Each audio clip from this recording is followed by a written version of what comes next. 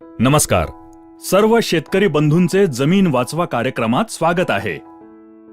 आपल्या गावात जी पण जमीन आहे त्या सर्व जमिनीमध्ये जर आपण एकाच प्रकारचे बीज, खते, एकाच ठिकाणचे पाणी दिले आणि एकसारखी मेहनत केल्यानंतर सुद्धा एकसारखे पीक येईल का? नाही. का? कारण प्रत्येक ठिकाणची जमीन वेगळी आहे. म्हणजेच सर्व गोष्टी जसे बीज, खते, पाणी आणि मेहनत एकसारख्या असून सुद्धा जर जमीन वेगळी असेल तर पीक वेगळे येते. या ठिकाणी एक गोष्ट तर पक्की आहे की पीक येण्यामागे जमिनीचे योगदान सगळ्यात जास्त महत्त्वपूर्ण आहे. जमीन हलकी तर पीक हलकं, जमीन चांगली तर पीक चांगलं. जर जमिनीला आपण ताकदवार बनवली तर चांगलं पीक घेण्यापासून आपल्याला कोणी थांबवू शकतं का? नाही. मग जर जमिनीला ताकदवार बनवायचं असेल तर तिला समजून घेणं गरजेचं आहे. जमिनीला बारकाईनं समजून घेण्यासाठी आमच्या तज्ज्ञांनी तिचं 3 भागात विभाजन केलं आहे. पहिला भाग भौतिक गुण. जमीन दिसायला कशी आहे? लाल आहे, काळी आहे की सफेद आहे? जमिनीची पाणी धरून ठेवण्याची तसंच सोडण्याची क्षमता किती आहे? हे जमिनीचे भौतिक गुण आहेत. यांना आपण बदलू शकतो का? नाही. पण याच भौतिक गुणांच्या आधारे आपण कोणतं पीक लावायचं ते ठरवतो. आता दुसरा भाग रासायनिक गुण. भौतिक गुणांच्या आधारे आपण ठरवलं की आपल्याला गहू लावायचे आहेत. आता समजा गव्हाच्या पिकाला 50 किलो नायट्रोजनची गरज आहे आणि जमिनीत 25 किलो नायट्रोजन उपलब्ध आहे. तर शेतकरी काय करेल? 25 किलो नायट्रोजन विकत आणून जमिनीत टाकेल. याचा अर्थ असा की ही जी काही तत्व आहेत जसं nitrogen, potassium, phosphorus, copper, zinc, boron, calcium इत्यादी, ही सर्व तत्व जमिनीच्या रासायनिक भागामध्ये येतात. त्यावरच आजपर्यंत शेतकरी काम करत आला आहे. या तत्वांवर काम करण्यासाठी शेतकऱ्याकडे 2 मार्ग आहेत. एकतर शेतकरी रासायनिक खते किंवा बाजारात उपलब्ध असलेल्या उत्पादनांच्या माध्यमातून ही कमतरता भरून काढतो, नाहीतर शेणखत किंवा कंपोस्ट खत या माध्यमातून भरून काढतो. आता शेणखत किंवा कंपोस्टमध्ये काय आहे? तर यामध्ये सर्व तत्वांचे भांडार आहे जे या खताच्या माध्यमातून पिकाला मिळते. याचा अर्थ हा की आत्तापर्यंत शेतकरी किंवा जेवढ्या पण कंपन्या आहेत त्या याच भागावर काम करत आल्या आहेत. तो म्हणजे दुसरा भाग जमिनीचे रासायनिक गुण. म्हणजेच किती तत्व उपलब्ध आहेत आणि पिकाची गरज किती आहे त्यानुसार तत्व कमी जास्त करणे. आता आपण बघूया की भौतिक गुण आणि रासायनिक गुण यांच्या व्यतिरिक्त तिसरा भाग काय आहे आणि आपल्याला तो जरुरी आहे का? आणि हो, त्यानंतरच आपण त्यावर काम करायचं की नाही ते ठरवूया. तिसरा भाग ज्याला आपण म्हणूया जैविक गुण. जेवढे पण जीवाणू आहेत ते जमिनीच्या जैविक भागामध्ये येतात. आता हे जीवाणू आपल्यासाठी गरजेचे आहेत का? हे माहिती करून घेण्यासाठी आपण काय करू शकतो? आपण आपल्याच शेतातील माती घेऊ आणि तिचे 2 भाग करून लोहाराच्या भट्टीमध्ये त्यातील एक भाग 160 डिग्री सेल्सिअस ते 500 डिग्री सेल्सिअस तापमानात गरम करू आणि ती थंड झाल्यानंतर दोन्ही भागात बीज जर टाकले तर गरम केलेल्या भागात ते बीज कधीच नाही उगवणार. असं का? कारण 160 डिग्री सेंटीग्रेड पेक्षा जास्त तापमानात जे पण जीवाणू होते ते सर्व संपून गेले, म्हणून ते नाही उगवले. म्हणजेच बीज उगवण्याची प्रक्रिया ही जीवाणूंच्याच माध्यमातून होत होती. हे एक काम झालं. आता दुसरं काम बघा. आपण शेतकरी जेव्हा जमिनीत खत टाकतो त्यावेळी असं करतो का की पिकाच्या आजूबाजूची माती कोरून त्याच्या मुळ्या बघून खत टाकतो? नाही. आपण काय करतो? कसं पण खत फेकून येतो. आता खत तर मुळांच्या जवळ नाही पडत, ते कुठेही पडलेलं असतं. तरी पण जर 2 दिवसानंतर आपण पाहिलं तर पिकामध्ये बदल झालेला दिसून येतो.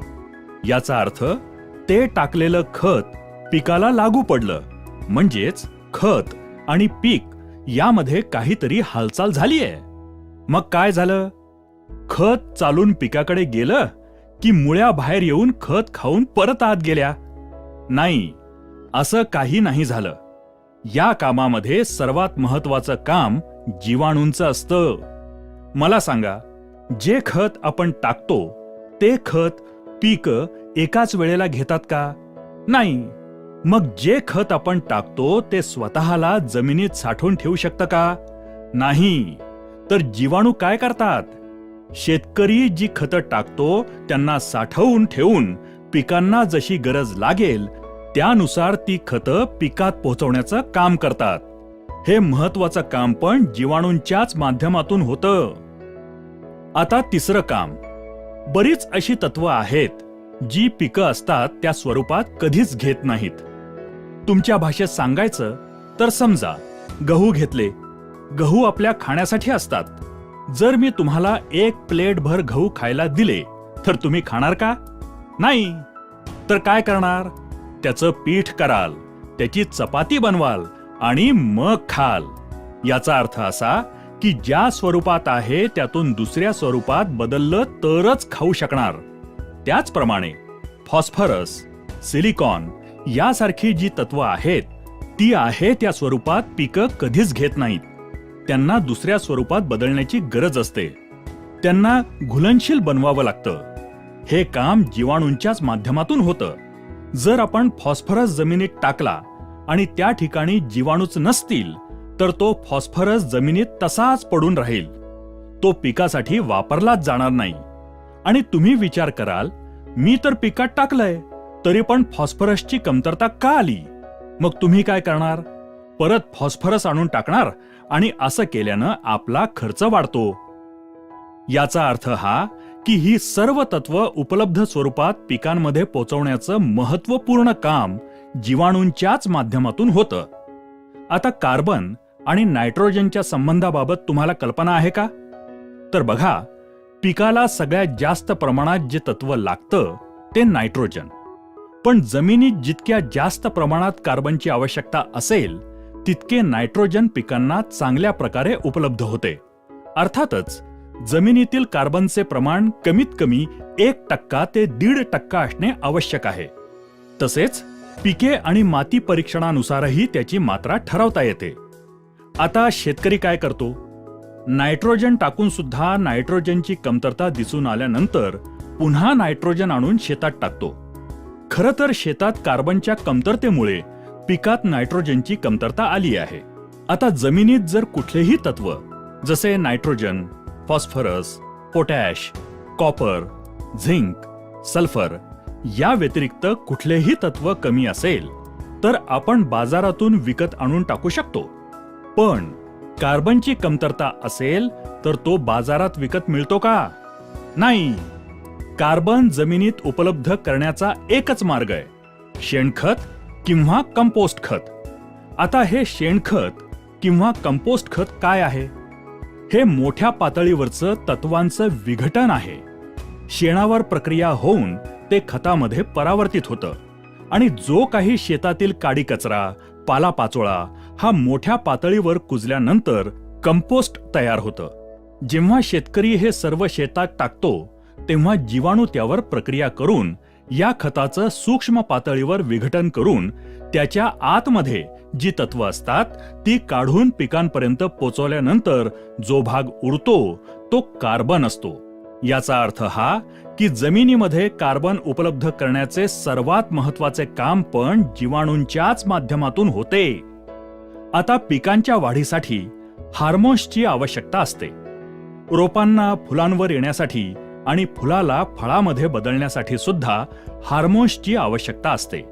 हे हार्मोन्स तयार करण्याचे काम सुद्धा जीवाणूच करतात. आता रोपाला वेगवेगळ्या आजारांपासून, कीटकांपासून बचाव करण्यासाठी स्वतःमध्ये औषध तयार करायची असतात. बघा, कधी कधी आपल्या शरीरावर काही कापलं तर बिना औषधानं ते बरं होतं. कधी कधी एखाद्या तंदुरुस्त माणसाला जर ताप आला तर बिना औषधानं तो बरा होतो. कारण आपलं शरीर आतल्या आतमध्ये औषधे त्यासाठी बनवत असतं. त्याचप्रमाणे पिकामध्ये ही जी काही ताकद आहे ती जीवाणूंच्या माध्यमातून तयार होते. आता पहिल्यापासून बघितलं तर बी उगवण्याचं काम, आपण जी खते टाकतो ती स्वतःकडे साठवून पिकांपर्यंत पोचवण्याचं काम, तसंच तत्वांना दुसऱ्या स्वरूपात बदलून पिकांपर्यंत पोचवण्याचं काम, तसंच कार्बन जमिनीत उपलब्ध करण्याचं काम, जोडीने हार्मोन्स बनवण्याचे काम आणि औषधे तयार करण्याचे काम, ही सर्व महत्त्वपूर्ण कामे याच जीवाणूंच्याच माध्यमातून, याच जमिनीच्या जैविक गुणांच्या माध्यमातून होतात. तर आता मला सांगा, आजपर्यंत शेतकऱ्यानं या जैविक भागावर किती काम केलंय? मी शेतकऱ्याला एक प्रश्न विचारतो की शेतीचा मजूर कोण आहे? तर शेतकरी म्हणतो, मीच शेतीचा मजूर आहे. मीच दिवस रात्र शेतामध्ये राबत असतो. जर शेतकरी मजूर आहे तर मी शेतकऱ्याला हातात एक बी देतो. शेतकरी स्वतः त्याला अंकुरित करू शकतो का? नाही. शेतकऱ्याच्या खिशात 100 गोणी खत आणून शेतात टाकण्याची क्षमता असेल, पण तो एकतरी खताचा दाणा उचलून पिकामध्ये घुसवू शकतो का? नाही. तर मग शेतकरी शेतीचा मजूर आहे का? नाही. शेतकरी फक्त सप्लायर आहे. शेतीची जी पण गरज आहे, शेतकरी फक्त ते सप्लाय करायचं काम करतो. खरा मजूर तर जीवाणू आहे, जो शेतात जमिनीमध्ये काम करून शेतकऱ्याला पीक आणि उत्पादन देतो. याचा अर्थ हा की शेती हा शेतकऱ्याचा कारखाना आहे आणि त्याचा मजूर आहे जीवाणू. आणि आजपर्यंत शेतकऱ्याला हे माहिती नाही की याचा खरा मजूर कोण आहे. तर बघा, आजच्या तारखेला शेतामध्ये आपल्याला काय समस्या आहेत? जे बी आपण लावतो ते नीट उगवत नाही. जी रोपं उगवतात त्यांचं पोषण चांगल्या प्रकारे होत नाही. रोपांना फुलं चांगल्या प्रकारे येत नाहीत. जी फुलं येतात ती चांगल्या प्रकारे फळात परावर्तित होत नाहीत. शेतीत रोगराई वाढलीये. या साऱ्या समस्या, ही कामं जीवाणूंच्या माध्यमातून होत होती, ती आज होत नाहीत. आज माझ्या माहितीप्रमाणे एखाद्या मेलेल्या माणसाला जर 10 लाख रुपयांचं इंजेक्शन दिलं तर त्यामध्ये काही हालचाल होईल का? नाही. 50 लाखाचं द्या, 1 कोटीचं द्या, 10 कोटींचं द्या. आता बघा, 10 लाख किंवा 10 कोटी याला सुद्धा काही किंमत आहे. तरी सुद्धा आपल्याला काहीच रिस्पॉन्स मिळत नाही. याचा अर्थ हा की रिस्पॉन्स हवा असेल तर जीव असणं गरजेचं आहे. जेवढा जीव असेल तेवढा रिस्पॉन्स वाढेल. तर आज आपण शेतामध्ये फक्त इंजेक्शनवर काम करतोय, रासायनिक भागावर काम करतोय. जमिनीचा जिवंतपणा जागृत ठेवण्यासाठी काहीच काम केलं नाही. समजा एखादा कारखाना आहे आणि त्या कारखान्यात 100 मजूर काम करतात. 100 मजूर एकूण 10 टन उत्पादन काढतात. आता त्या कारखान्याच्या मालकानं त्या मजुरांकडे दुर्लक्ष केलं. त्यांच्या राहण्याची व्यवस्था केली नाही. त्यांच्या खाण्यापिण्याकडे लक्ष दिलं नाही. त्यांच्या आरोग्याकडे लक्ष दिलं नाही आणि फक्त प्रोडक्शनवर लक्ष ठेवलं तर ते मजूर तिथे टिकतील का? नाही. त्यांची संख्या दिवसेंदिवस कमी होत जाईल. 100 वरून त्यांची संख्या 30 वर आली आणि मालकाला 10 टन उत्पादन हवे असेल तर मालक काय करतो? कच्चा माल आणून कारखान्यात टाकतो. आता मला सांगा, 100 मजुरांकडून होणारे 10 टन उत्पादन 30 मजुरांकडून होईल का? नाही. मालकाने कच्चा माल वाढवलाय. खरं तर मजुरांची संख्या वाढवायला हवी. त्यांची काळजी घेतली तर 10 टन काय, त्यापेक्षा जास्त उत्पादन काढता येईल. आज शेतात सुद्धा हीच परिस्थिती आहे. शेतीचा खरा मजूर आहे जीवाणू आणि आपण जीवाणूंची संख्या वाढवण्याऐवजी, त्यांची ताकद वाढवण्याऐवजी कच्चा माल म्हणजेच रासायनिक खते वाढवतोय. यानं आपल्या शेताचं उत्पादन वाढेल का? नाही. तर आमच्या केरन कंपनीनं काय केलंय? तर त्यांनी, आता ही गोष्ट तर पक्की आहे की एकच जीवाणू सगळी कामं तर करत नाही. वेगवेगळ्या कामासाठी वेगवेगळा जीवाणू आहे. तर कंपनीनं काय केलं? जमिनीत फायदा करणारे जेवढे पण जीवाणू असतात ते सर्व जीवाणू शोधून काढले आणि त्या सर्व जीवाणूंची संख्या जमिनीत कशी वाढवता येईल, तसंच त्यांना काम करण्यासाठीचे वातावरण कसे तयार करता येईल यावर प्रयोगशाळेत संशोधन करून बायो ऑर्गॅनिक सॉइल सोल्युशन, बॉस, ओरिकेन, ओनिटॉन आणि कॅमिटॉन हे तंत्रज्ञान विकसित केले. हे तंत्रज्ञान जसे आपण जमिनीत सोडले तसे त्या जमिनीतील जीवाणूंची संख्या करोडोंच्या पटीनं वाढत जाते. तसंच त्यांना काम करण्यासाठीचे पूरक वातावरण तयार होते. त्यामुळे तुमच्या त्या जमिनीची ताकद वाढते आणि जमिनीमध्ये जीवाणूंच्या माध्यमातून होणारी सर्व कामे वेगानं सुरू होतात. शेतकरी जेवढा कच्चा माल किंवा रासायने शेतात टाकतो आणि मेहनत करतो, त्याचे भरपूर रिटर्न्स शेतकऱ्याला त्याच्या शेतातून द्यायला सुरू करतात. बॉस, ओरिकेन, ओनिटॉन, कॅमिटॉन या तंत्रज्ञानाचा वापर शेतकरी त्याच्या जमिनीमध्ये वेगवेगळ्या प्रकारच्या स्लरीच्या माध्यमातूनही करू शकतो. जर शेतकऱ्यानं असं केलं तर त्याची जमीन खूप वेगानं रिस्पॉन्स देऊ लागते आणि माझ्या अनुभवानुसार ते पीक तुमच्या संपूर्ण भागात नंबर 1 चे पीक असेल. तसेच तुमच्या जमिनीची उत्पादन क्षमता सुद्धा वाढेल.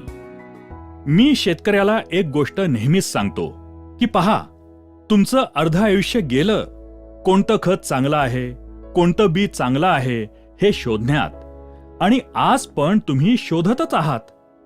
3 महिने जर तुम्ही आम्ही सांगतो तसं केलंत तर माझा दावा आहे की त्यानंतर तुमचा शोध संपेल. आम्ही तुम्हाला पूर्ण शेतात नाही टाकायला सांगत. तुम्हाला जेवढं टाकावंसं वाटेल तेवढ्याच एरियात टाका आणि बघा, जर तुमच्या जमिनीत बदल झाला तर तुम्हाला दुसऱ्याच्या विश्वासाची गरजच नाही. हे घेऊन तुमचं संपूर्ण शेत, संपूर्ण जीवन कसं चांगल्या प्रकारे समृद्ध करता येईल ते तुम्ही ठरवू शकता. कारण जगात काय होतंय यापेक्षा आपल्या शेतात काय होतंय ते जास्त महत्वाचं आणि गरजेचं आहे. आमचे जे कोणी सहकारी तुमच्याकडे येतात त्यांच्याकडून पिकानुसार त्यामध्ये आमची ही केरन टेक्नॉलॉजी कोणत्या प्रकारे वापरायची आहे याची पूर्ण माहिती तुम्ही घेऊ शकता. आमच्या या कार्यक्रमाला आपण लक्षपूर्वक उपस्थित राहिल्याबद्दल, आपला मूल्यवान वेळ दिल्याबद्दल सर्व शेतकरी बंधूंना केरनकडून खूप खूप धन्यवाद.